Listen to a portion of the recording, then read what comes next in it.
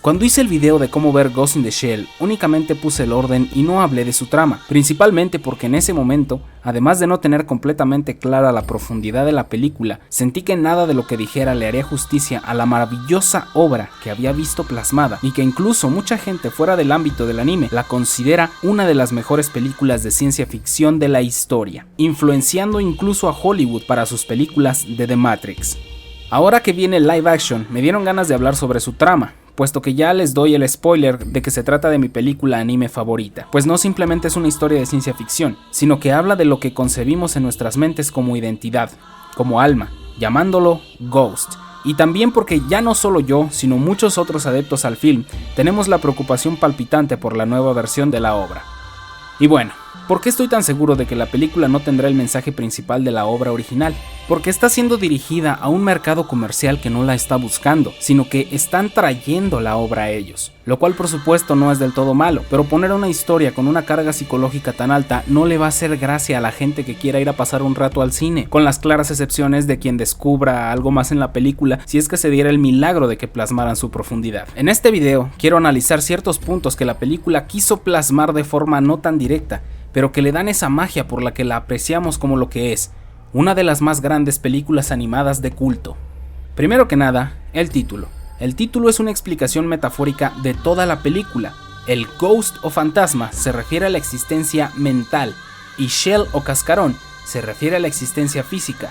Creo que esto debe ser lo más simple y obvio de ver y entender desde el principio, pues Motoko se la pasa en ese eterno duelo existencial de pensar si lo que tiene es un ghost, que como dije es una existencia mental, o un alma. Lo maravilloso de la película es que eso nunca se asienta, solo te dice que podría ser. Las primeras escenas nos muestran en todo su esplendor el cómo se diferencian los humanos y los cyborgs, pero lo que se está tratando de hacer es que los cuerpos tengan ciertos atributos humanos, por eso es que vemos músculos en la cáscara mecánica, para que el movimiento sea idéntico, y por eso vemos también el cómo se está escaneando la imagen de un cerebro humano y posteriormente introduciendo esta especie de cerebro cibernético en el esqueleto. Esto nos dice que existe un elemento humano agregado al cyborg. Todo este gran esfuerzo por hacer que los cuerpos tengan esa extrema similitud al cuerpo normal de un humano es simplemente que prefieren ser reconocidos como humanos que como cyborgs. Otro detalle maravilloso del momento en el que se está creando el cuerpo de Motoko es cómo va saliendo de este líquido extraño para después seguir subiendo hasta otro líquido que es más parecido al agua, y aquí es donde empieza a descomponerse en pequeños trozos esa pigmentación azul que tenía, dando una apariencia de piel humana mucho más normal, como si saliera de un cascarón. Y también posteriormente vemos cómo cae en el agua. Todo esto puede ser interpretado como, digamos, una especie de nacimiento metafórico.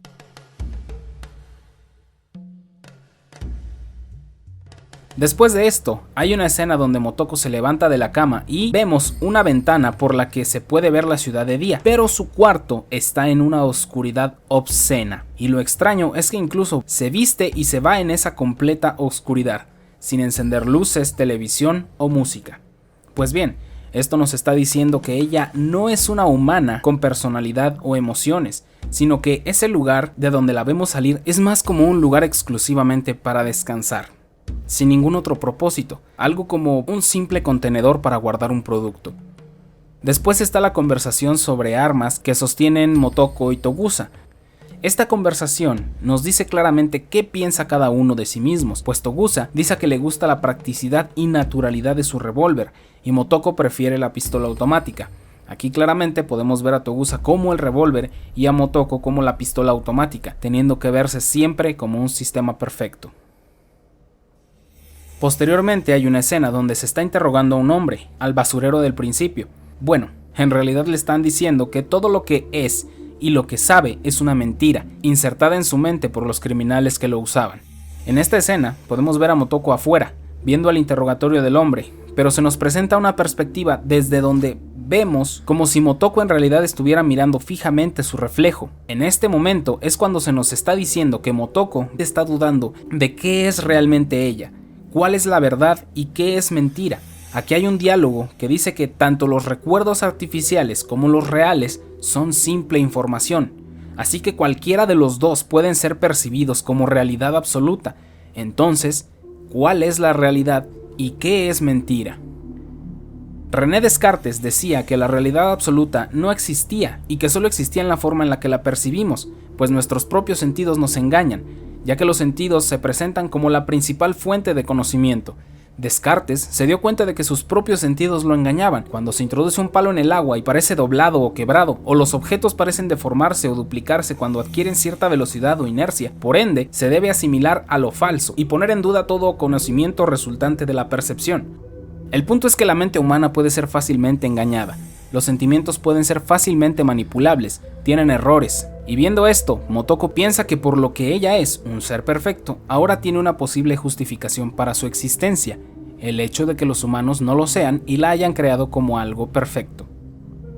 En la escena donde ella sale del agua, rápidamente comienza a desnudarse para cambiarse de ropa. Bato, que está al lado, se voltea, pero a ella no le importa, pues no siente vergüenza ni lujuria, es un recordatorio de que no comprende del todo el comportamiento humano. Motoko explica qué es lo que ella cree que hace a los humanos humanos al fin y al cabo, cosas que para ella son desconocidas, ajenas o apenas un concepto, pero también habla de lo que ella como máquina puede hacer, pero que los humanos no pueden, dándose una especie de motivación con la que dice sentirse viva, pero por supuesto está de nuevo esa voz que escuchamos al principio, y dice: ahora es como si nos miráramos al espejo, y lo que vemos es una imagen oscura. Nos dice que obviamente Motoko todavía tiene la duda existencial primordial. ¿Por qué fue creada? ¿Cuál es su objetivo? Dentro de las tomas que suceden en la ciudad también hay un simbolismo enorme, nunca mejor dicho, pues vemos esta especie de artefacto que parece ser un avión cruzar el cielo, pero nos lo presentan de una forma misteriosa, entre sombras, como si estuviésemos viendo a una criatura viva atravesar el cielo, metiendo esta duda existencial de a partir de qué punto algo está vivo. Vemos también los colores acres y opacos de la ciudad, todo el estilo cyberpunk, pero en una toma a la ventana de un edificio, vemos a una mujer sentada que podríamos jurar es idéntica a Motoko. Luego el plano cambia y nos damos cuenta de que estábamos viendo con los ojos de Motoko. La chica voltea y las dos hacen contacto visual. Experiencia bastante choqueante solo de pensar en que simplemente eres un modelo diseñado, creado por humanos. Las tomas de las tiendas de ropa mostrando los maniquís dentro de los cristales mientras vemos a la gente pasar mirándose en los cristales también nos da una idea de lo que quiere transmitir. Que estos maniquís son similares a los cyborgs en muchas formas, que por ejemplo son construidos por humanos para parecerse a los humanos. Y estas tomas tan repetidas a los anuncios o pósters de las paredes, todos iguales, poniendo sobre la mesa la metáfora de que Motoko no tiene esa sensación de identidad, sino que se siente como otra copia, otra pieza del mismo tiraje. Cuando Motoko le pregunta a Bato si no cree que uno de los cyborgs que fue a revisar le recordaba a ella, en realidad está teniendo la duda de si ella realmente murió hace mucho tiempo o si realmente existió del todo. Claro, en esta conversación, Motoko argumenta todas sus dudas sobre si realmente es capaz de sentirse humana, con sentimientos y reacciones normales de un humano, y Bato le contesta que a ella se le trata como a una humana. Lo que me lleva a una de las preguntas filosóficas que jamás van a escuchar en una película de adaptación. ¿Qué tal si un cerebro cibernético pudiese generar su propio ghost, crear su propia alma? ¿En qué podrías basar tu propia creencia en ti mismo? ¿Cómo podrías saber que tu cerebro no es humano? ¿Cómo te darías cuenta de que no eres algo artificial? Y cuando todo explota es cuando encuentra al titiritero y se da cuenta de que es un puto cyborg. Y además le dice que probar su existencia es imposible en cuanto nadie sepa lo que en realidad es la vida. ¿Qué significa estar vivo? ¿Qué es la existencia? ¿Qué hace nuestra existencia más real o menos real que la de una computadora? Otro simbolismo muy fuerte es cuando Motoko ya está en plena batalla contra la araña mecánica que protege al titiritero en una especie de museo abandonado, pues esta arma empieza a disparar y a destruir el lugar, pero mientras dispara a las paredes, vemos cómo destruye las impresiones de fósiles que estaban en estas. Esto puede significar que la vida está lista para pasar de su evolución inicial a un nuevo nivel de existencia, a una nueva evolución, y al mismo punto va la escena donde se le dispara de abajo hacia arriba a una representación del árbol de la vida. Podría ser. Cuando esta especie de araña logra darle a Motoko y destruye su cuerpo, podemos ver cómo lo que queda cae en un pequeño charco, haciéndola ver similar a otra larga toma que vimos anteriormente de trozos de metal y basura en el río de la ciudad, haciéndola recordar el sentimiento de que no es más que eso, un pedazo de algo desechable, pero justo cuando esto sucede, ella descubre algo nuevo. Al no ser capaz de mover su cuerpo, lo único que puede usar es su cerebro, dándole una nueva forma de percibir el mundo, una nueva perspectiva. Cuando Motoko por fin tiene este diálogo final con el titiritero, este le dice ciertas frases relacionadas con el qué significa ser un ser vivo, y el hecho de que a pesar de existir la existencia misma de Motoko o la de él, jamás serán consideradas como vida, pues incluso para referirse a la evolución, este mismo la define llamándola un mecanismo de sobrevivencia contra la aniquilación total de la especie, y a pesar de que la evolución es justo eso, esta no es una forma muy humana de describirlo. Sin embargo, dentro de toda esta perspectiva, al final el titiritero desea seguir existiendo, tiene una especie de miedo a qué habrá después. No es realmente un miedo a la muerte en sí misma, sino a qué clase de existencia será después, o si habrá realmente esta clase de existencia después, lo cual es un sentimiento muy humano. Y atención, otra frase majestuosa que dudo escuchar en esta nueva live action es la siguiente. El titiritero explica que no hay un yo mismo o tú mismo como identidad, pues siempre estamos cambiando. Buscarte a ti mismo solamente te limita. Nosotros siempre somos otra persona. El día de mañana seremos otra persona y dentro de un año seremos otra persona. Nunca somos nosotros mismos. Hacia el final de la película vemos la escena de Motoko en un nuevo cuerpo, sentada en un pequeño sofá, pero la estamos viendo desde su propia perspectiva. Luego la cámara cambia la orientación de la escena, como si lo hubiésemos estado viendo en un espejo, pero se ve un poco distinta. Ahora, lo importante de esta escena es lo siguiente: cuando Motoko se levanta y está a punto de salir de la habitación, vemos que justo frente a ella hay otra silla exactamente igual, como la que vimos al principio de la escena y no un espejo.